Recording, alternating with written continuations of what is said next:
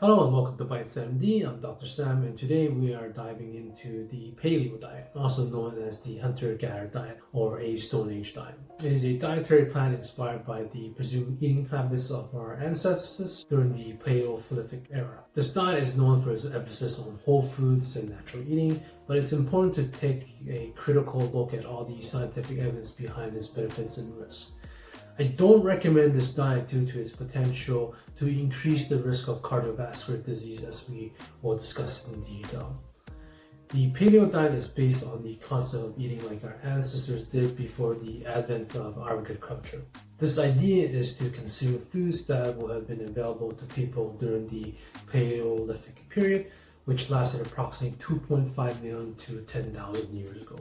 A traditional Paleolithic diet contains an estimate of 35% of energy from fats, 35% of energy from carbohydrates, and 30% of energy from proteins. It should consist of lean meats and poultry, emphasizing on grass-fed beef, chicken, turkey, and game meats like bison. Like the pescatarian diet, the efficiency of food are encouraged, particularly fatty fish like salmon, mackerel, and sardines, which are packed with omega-3 fatty acids. Shellfish like shrimp and crab are also allowed.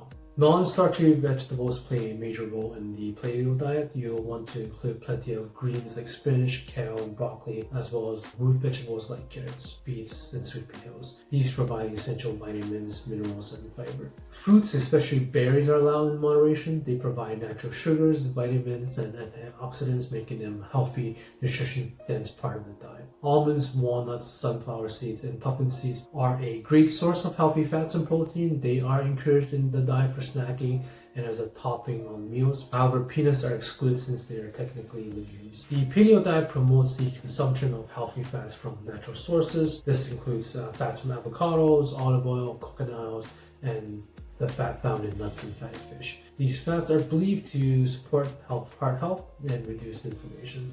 Eggs are a staple in the paleo diet due to their high content and versatility. You can have eggs from any bird, but organic pasture-raised eggs are preferred.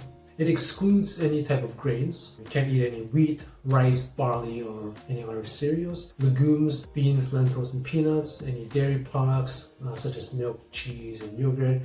Any refined sugars or processed foods are eliminated as well. The paleo diet is often associated with weight loss and improved metabolic health. A 2015 study in the American Journal of Clinical Nutrition found that individuals on the paleo diet experienced an average reduction in waist circumference by 2.38 centimeters, triglycerides decreased by 0.4 millimoles per liter, and blood pressure lowered by 3.64 systolic and 2.48 diastolic. However, there were no significant changes in fasting blood sugar or HDL, which is your good cholesterol levels. Many of these studies are short-term, and long-term adherence is challenging due to the diet's restrictive nature.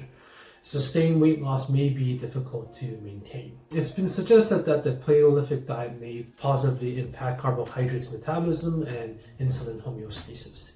However, after reviewing multiple studies, I found no significant differences in fasting glucose, insulin levels, or hemoglobin A1C compared to other dietary approaches. This finding was further supported by a 2020 study published in the Journal of Clinical Medicine. Cardiovascular health is a double-edged sword here. The paleo diet's exclusion of processed food and refined sugars can benefit the heart, but its emphasis on red meats raises my concerns. A 2023 meta-analysis published in BMC involving over 3.7 million people found that higher consumption of red meat is associated with a 13% increased risk of colon cancer, while processed meat is linked to a whopping 24% increased risk of colon cancer. Additionally, total consumption of red and processed meat is associated with a 17%. In a 2014 meta-analysis study from the American Journal of Epidemiology, processed meat was found to carry a 23% increased risk of cardiovascular disease, and a total consumption of red and processed meat associated with a 29% increased risk of cardiovascular disease. Notably, unprocessed red meat did not show any increased risk of cardiovascular disease. Examining the impact on the paleo diet on all-cause mortality is crucial. The all-cause mortality risk with diets high in red meats and saturated fat is concerning. Studies like the one published in JAMA 2012 found that red meat consumption increased all-cause mortality by 20%.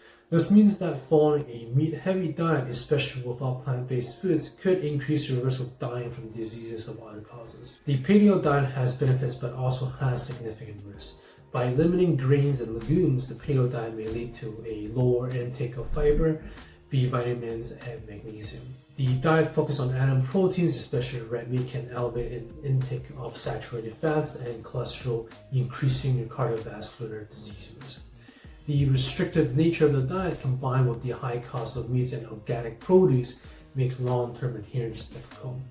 In conclusion, while the paleo diet can lead to short-term weight loss and improvements in metabolic health, the increased risk of cardiovascular disease, potential nutrition deficiencies, and higher all-cause mortality makes it a less favorable option in the long run. For these reasons, I don't recommend the paleo diet.